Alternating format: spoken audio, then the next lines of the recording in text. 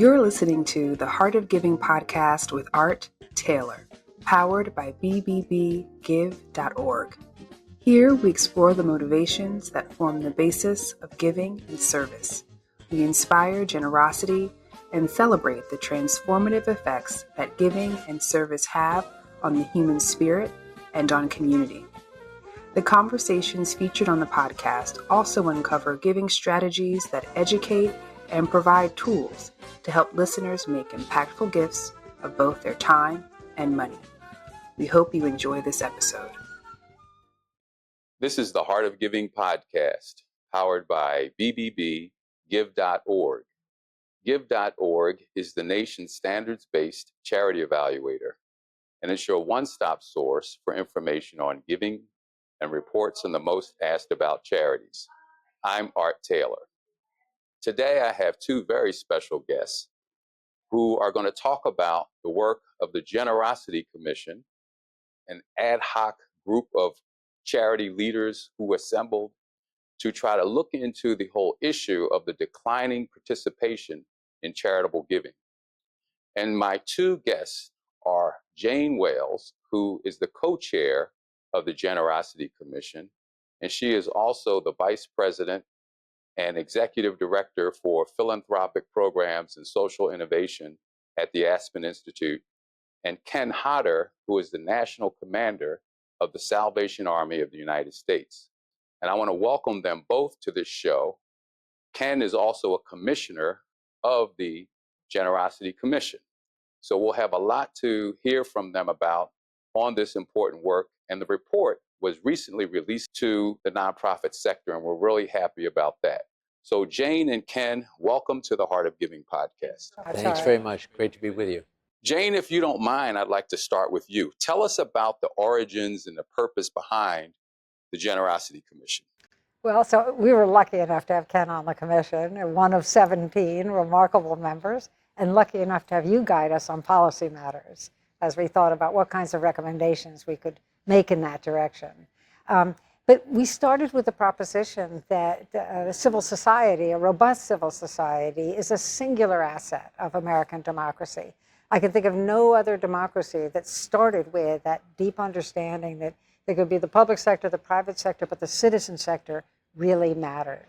And it's basically made up of organizations, nonprofits, networks, associations, that are places where democratic decision-making is often practiced on a local level.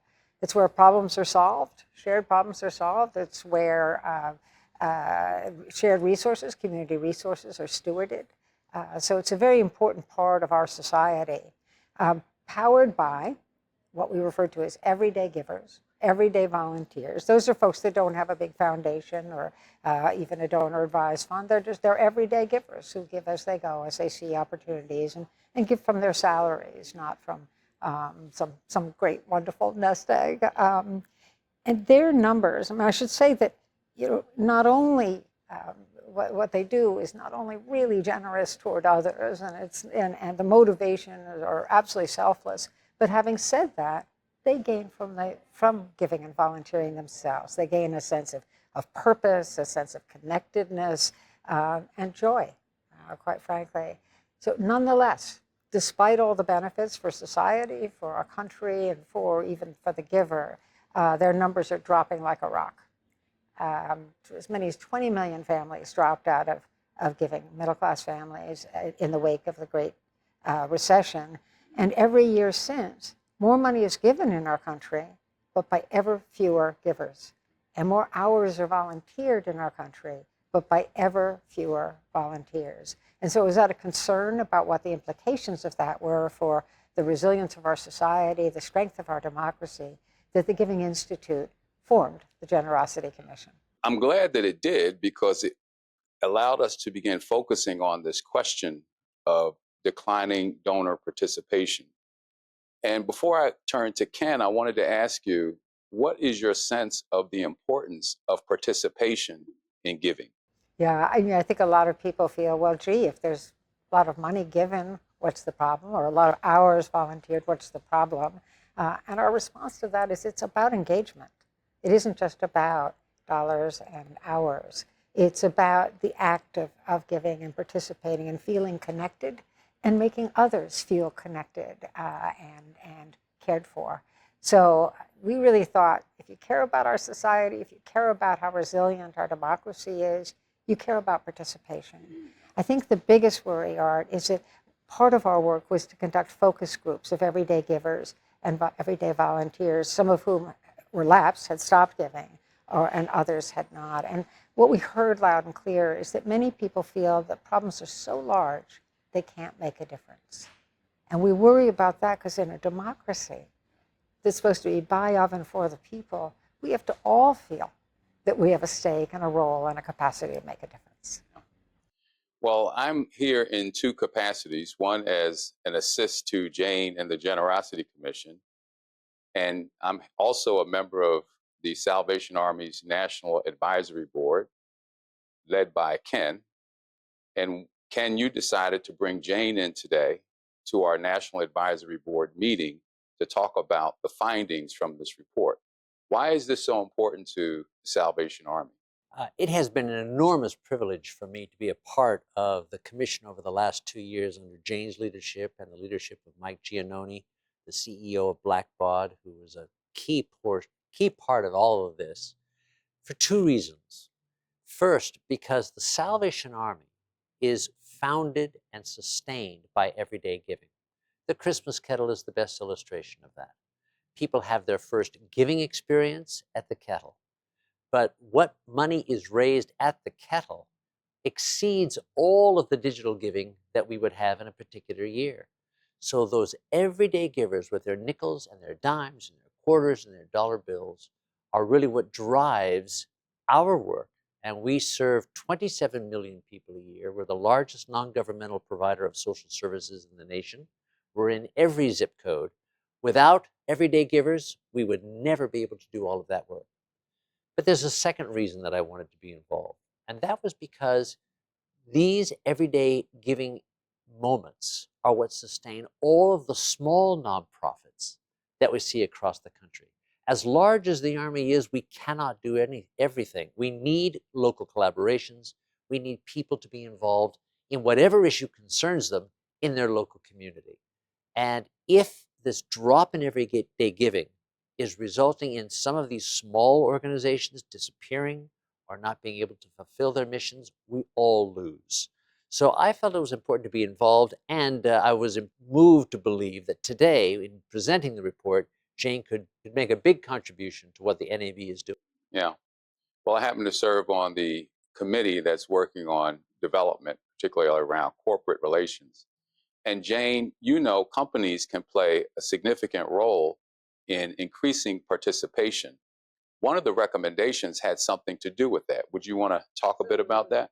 And let me just say one other thing, add to what Ken just said, is Salvation Army makes enormous contributions in that it funds, housing for the unhoused, food for the hungry. It embraces populations that are pushed aside, sometimes even scorned, and they're lifted by the Salvation Army.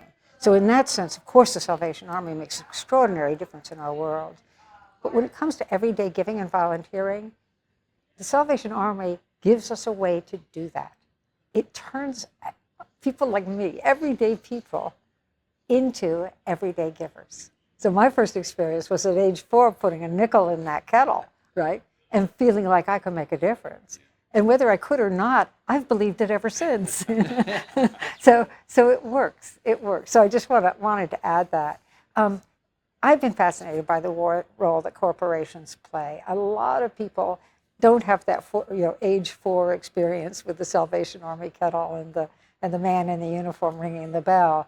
And they have their first experience with giving or volunteering on the workplace. And their employer will match their gifts. They'll give them paid time off to volunteer. They'll even organize volunteer days. I mean, these, for many, many people, this is their first experience, and they stay with it. The research shows they stay with it, even past that particular job, that particular experience. And more employees are expecting it of their employers. And nowadays, with almost full employment, people can go to companies that share their values. And one of the ways a company shows their values and shows their appreciation of their employees is to create giving and volunteering opportunities for them. So we were kind of cheerleaders for that, and struck by the fact that companies are doing it, and can be encouraged to do more. Ken, when you think about the role that the Salvation Army, and I'll say other social service organizations play in this country, would you say it's also true that our gifts collectively not only empower that, but they empower us? Oh, without a doubt. The studies that we did through the Generosity Commission demonstrated that an individual who volunteers, for example, is going to be 12% more likely to vote and is going to be 10% more likely to give.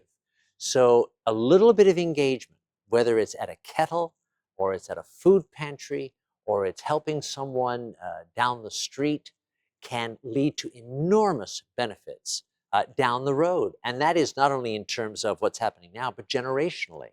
So it strengthens all of us when we volunteer and when we give. And we need to continue to reinforce that message. You know, Ken, one of the things I heard you say that really moved me earlier today talked about the impact that the Salvation Army can have on individuals.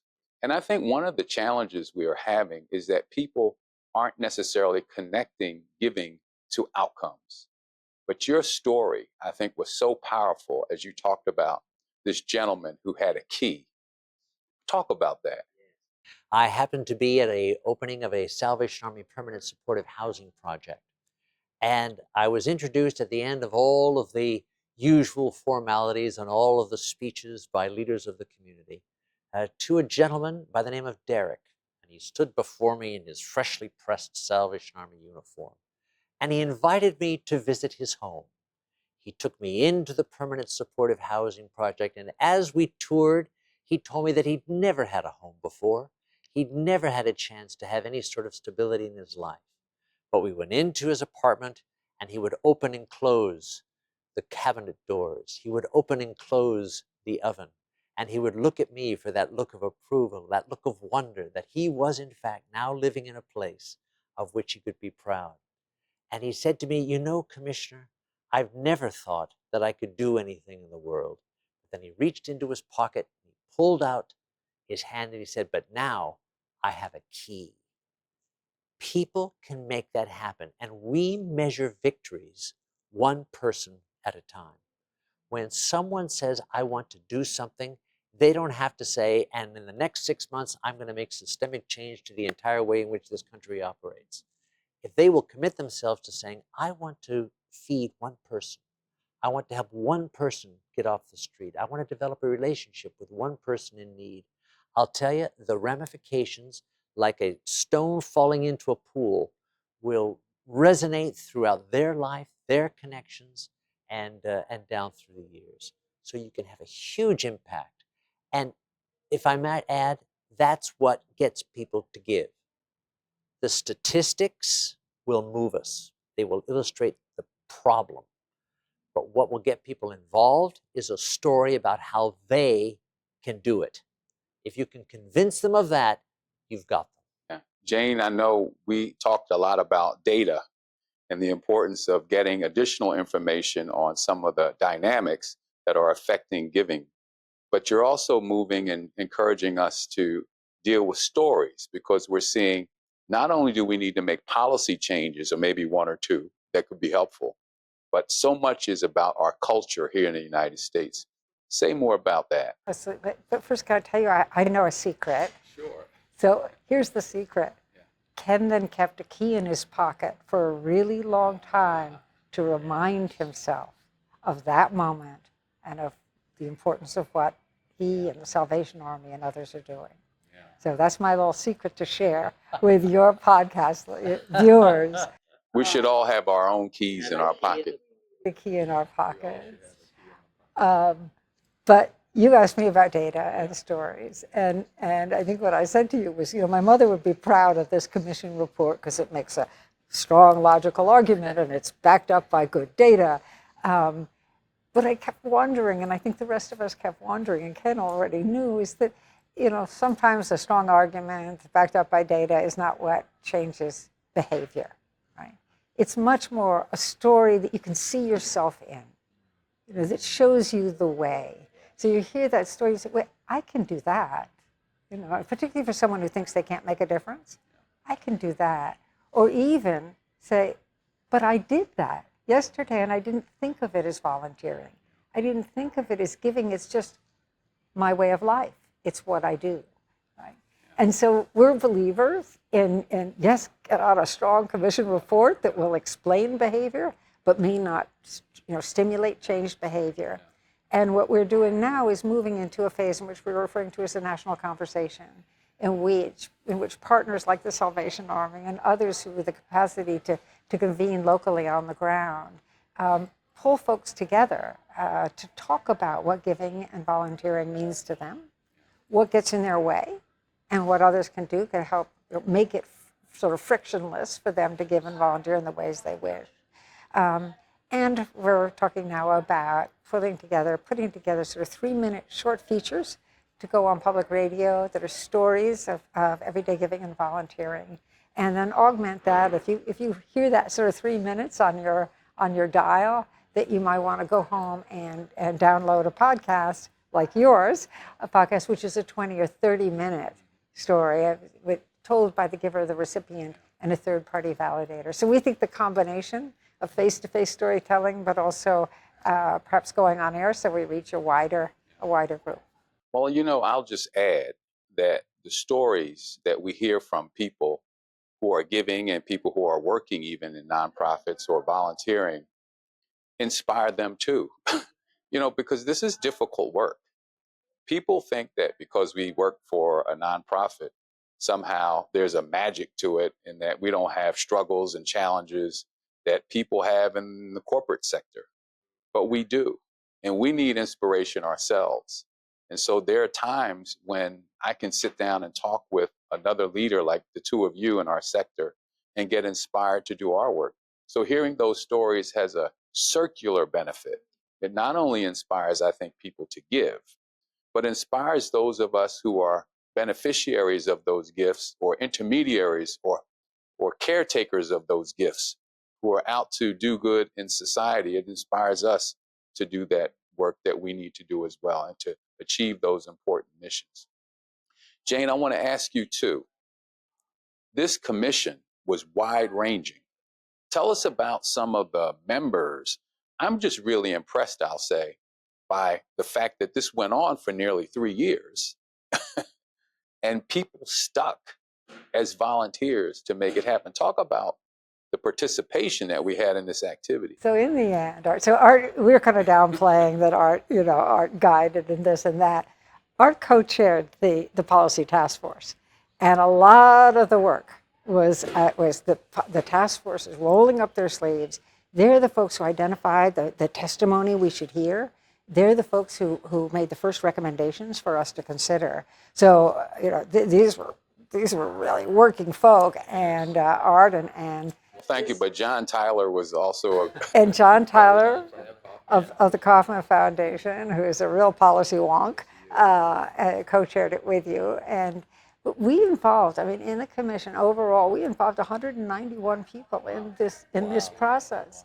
So you had, I won't remember all the numbers off the top of my head, but you had 17 commissioners, you had something like 42 task force members, we had 36 scholars doing research, we had folks giving testimony, we had folks in the focus groups of everyday givers and volunteers, and of course we briefed congressional staff on the work. I should say that some of us were assigned to go brief Democratic staff, and others assigned to brief the Republican staff, and Ken Hodder could go anywhere. Every door opens when Ken Hodder knocks. And part of it is because the Salvation Army is such a phenomenally important institution. For what, 150 years? How long? 160. 160 years. Oh my gosh. I was just talking to young folks, 150. No, it has been so important, but also Have you ever seen Ken Hodder without a smile? I don't think I have. I would be hard pressed to find a day when I didn't see Ken smiling, but he does work in the Federation, so I'm sure there are days. There are days, absolutely, I promise you. But you know, you get two for the price of one, because there are two Commissioner Hodders. Yeah. There's Jolene, Oh, who's there you Mrs. Hodder, That's and true. Mr. Hodder, and So they you were got the lesser of commissioners. the two on the commission. Yeah. Well, we have a report, so let's think forward about what we hope will happen now as a result of the work and the report. Ken, from your perspective, why was it so valuable? Okay, there were two recommendations of the 9 that the commission came up with that really, I believe, are going to help the Salvation Army in its work and will improve this process of volunteering and giving. The first was telling stories. One program that we do in Washington, D.C. is called the Great Patrol, GRATE. And it's designed as a nightly attempt to feed and then bring in the homeless to a place where they can start a recovery or can start to find stability in their lives. We've been doing it for 70 years, every single night without exception. And I have had the opportunity to take several congressmen and several senators on the Great Patrol. And they have emerged from that experience with stories that I believe are empowering their ability to do the work that they have to do in Congress to bring our nation around these things. I'll never forget one night I was out with a senator and we were going from tent to tent, and he looked up and he said, "Ken, that's my office." The fact that he was doing that so close to the place where he worked every single day was for him a powerful manifestation of how important it was to do. And he's told that story to people. So that, I think, was a very useful recommendation that we want to try to expand upon. The other is the fact that the commission emphasized youth. And I felt this was very wise because the commission wanted to make sure that we didn't make this a point in time study, but that we made it a story that will generate conversations in the future for those who are younger. Because our experience, much as Jane has referred to in business, is that young people, young millennials, are eager to make a difference. They just need to have the connections made so that they know how to do it. We have a young professional organization called Echelon. Young professionals are busy. They've got young families. They've got little children. They're working hard just to keep up. So they're not going to have a lot of money to give, but they have a little bit of time and they want to make a difference. That is growing like wildfire through the Salvation Army. We had 13 chapters 4 years ago. We have 39 now. We're on track for 50 by the end of next year. These are people who want to make a difference. So the fact that the commission has reported on emphasizing youth in this effort, I think was very wise and will bear tremendous fruit in the years to come.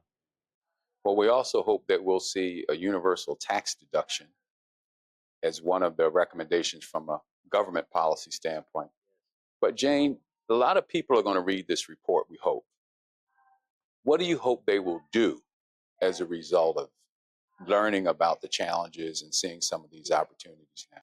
Remember, there's more than one audience that we're hoping for, and that's the policymakers when it comes to universal charitable deduction. It's business leaders to be reinforced in the kind of work they're doing to encourage not only their employees, but their customers as well. And for themselves to model giving and volunteering in the many communities that they touch along their value chain. I mean, so many companies are worldwide or else throughout our country. So then there's that. And then there's foundations, grant-making foundations that are in the world of being able to make large grants to tackle large problems following complex strategies. But they too can lift the everyday giver and the everyday volunteer and make it more accessible to most. Having said that, we also zeroed in on community foundations in particular. Community foundations being the foundations that raise money from the community and then make grants locally to lift nonprofits there. They're in a remarkable position to encourage everyday giving and volunteering, to ease it, to make it easier for folks to do, to guide them along the way. They're an extraordinary resource to our country, but they're underleveraged as a resource and underfinanced. And so we put a lot of attention on lifting up the community foundations. Finally, there are the innovators in the nonprofit sector, and you and I are acutely aware, and probably Ken as well, is that fundraisers, for example, have an average tenure of 16 months. They burn out. It is such a hard job. And I don't think we appreciate them quite enough to know how hard, that statistic tells us how hard it is as a job. What's interesting to me is that I think a lot of us think of fundraisers as just people focused on money. But in fact, the Giving Institute, that was behind the creation of the commission, that cared about participation rather than dollars and hours, that's a trade association of, in essence, of fundraising firms. They don't just care about the dollars and the hours. They care about the purpose. They care about the cause. That's what motivates fundraisers, and that's what keeps them past the 16 months, we hope. But so there are multiple audiences for the commission, but I think the audience that we probably care about the most is that everyday giver that's having doubts. Now remember, the middle class is shrinking. I mean, there are some good economic reasons some people can't give and feel they can't give, but for the most part, they can volunteer. Now, I want to kind of contradict myself for a second, because there's an economic piece to both giving and volunteering, in that if you have to keep two jobs in order to make ends meet, or if you have to enter the gig economy and drive an Uber car at night, while you've got kids at home that you're trying to feed, and you're trying to be there for the bedtime story, it's pretty hard to find the time to volunteer. So we recognize that the circumstances right now make it harder, and so we want to make it easier. Yeah. Well, I just want to encourage people. And the encouragement I would offer is, if you have a quarter, $1, $5, 10, 100, 100,000, but I'm really focused on people who don't think they have enough. That quarter matters. That quarter matters. It's making a difference, whether you know it or not. And studies have shown that when you give something, no matter how small it is, you actually think it has less of an effect on the recipient than it actually does. The recipient measures that gift in appreciation much greater than you as a giver actually think. And so what we want is for people to know that that small donation that they think is not making any difference actually is making a much bigger difference than they actually think it is. Secondly, I want people to understand that there is a real connection between what you do for others and how it makes you feel. When you make that gift, however difficult it was for you to let go of those dollars, you're going to feel something really powerful from making that gift. It's going to inspire you. It's going to encourage you. And my faith tells me that it's also going to give you blessings beyond what you anticipated. So make that gift. Don't assume that it's too small. No gift is too small. Give your time. If it's only an hour, give that. Give a little bit of money. Give clothes. Get in the habit of giving something, because it will not only uplift those who you give it to, but it will change you too. I know it's changed me, and I know it's changed the two of you as well. So I want to thank you both for joining me on this podcast and for the amazing work that you're doing. Jane, thank you for being the brains and the brawn really behind. You're so slight, but you're a brawny person when it comes to this kind of thing. And you really put heft into this work. And I'm so pleased to have had this chance to work alongside of you on this. Ken, my goodness, what can I say about Ken Hodder, the national commander at the Salvation Army, and the tremendous work that you guys are doing, and women too, at the Salvation Army. And I thank you for that. Now, there are some of you who don't know anything about this podcast, but it's a weekly show, and we produce it every Tuesday. You'll see a new episode. I hope you will subscribe to the show, because you're going to get inspiring conversations from people like you see here today and many others. And if you want to support the show, that's great too. You can go to give.org and make a donation, and we'll put that to great use. But thank you for watching, and we'll hope we see you back here next week. Thank you to the members of the Generosity Commission and the task forces. Jane Wales, co-chair of the Generosity Commission. Jeray Stead. Lisa Marsh Ryerson. Robert Rosen. Valerie Rockefeller.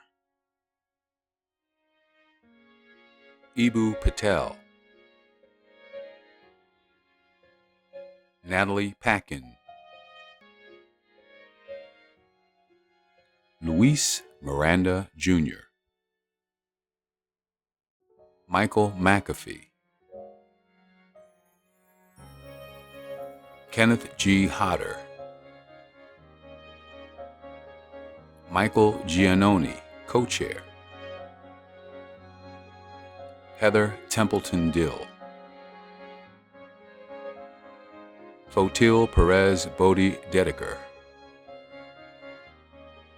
Asha Curran. Cecilia Conrad. Ann May Chang.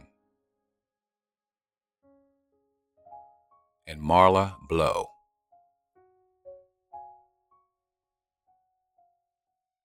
You've just listened to the Heart of Giving podcast with Art Taylor. Be sure to tune in next time for a brand new episode. To listen to our other interviews, visit heartgiving.podbean.com. That's heartgiving.podbean.com. Subscribe to our show on major podcast platforms. The thoughts and opinions expressed on this podcast are the views and opinions of the guests, not those of the BBB Wise Giving Alliance or program affiliates. This podcast is for information and educational purposes only and is copyrighted with all rights reserved. This podcast is protected by Podbean's terms of service.